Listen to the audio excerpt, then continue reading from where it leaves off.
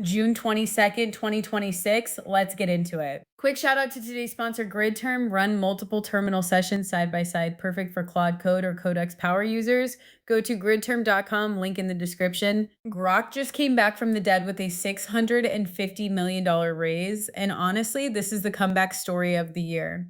6 months ago, Nvidia did one of those slimy not acqui-hire deals. $20 billion IP license, stole the CEO Jonathan Ross, stole the president, walked out with the LPU tech, and basically left Groq for dead. And now, Groq just hired a new COO from XAI, a new CTO, a new CPO, and pivoted entirely to a neocloud business serving 5 million developers across 13 data centers. Meanwhile, Nvidia is over there selling the Nvidia Groq 3 LPX. Yeah, they literally slapped the Groq name on their own box. The pettiest thing in tech right now. Speaking of insane numbers, SpaceX just became an AI cloud, and Reflection AI is paying $150 million a month for chips.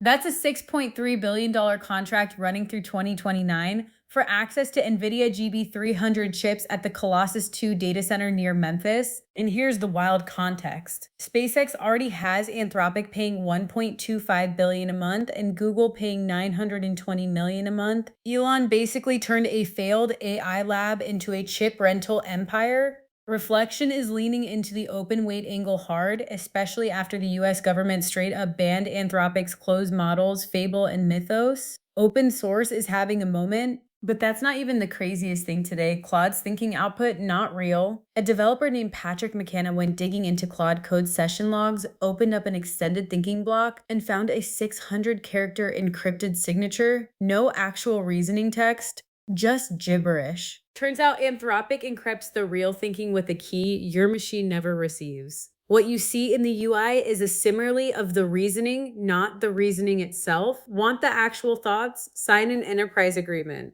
Hacker News obviously lost its mind, 240 points in counting. Show your work apparently doesn't apply to AI. Google DeepMind just dropped $75 million into A24. Yes, that A24.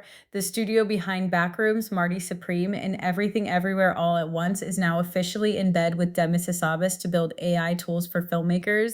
This is a real if you can't beat them, partner with them moment for Hollywood. Netflix already bought Ben Affleck's AI company Interpositive earlier this year. Amazon MGM has an AI unit. The same town that spent 2 years protesting AI is now taking the checks. Shocker. Boris Cherny, the guy who created Claude Code, went on stage at Meta's At Scale conference and said agentic loops are the next revolution. His exact words, as big a step as going from source code to agents. His own setup is wild. One loop runs constantly refactoring his code architecture. Another loop hunts down duplicate abstractions and merges them. Both ship pull requests like a regular engineer. There's even a trick called the Ralph loop, named after Ralph Wiggum, where the agent just keeps asking itself, am I done yet? Until it actually is. The future is agents bullying other agents. And then there's this. AI is now photoshopping fake apartments to scam renters. The Verge dug into how New York brokers are running listing photos through AI to add fireplaces that don't exist, expand tiny studios into airy lofts,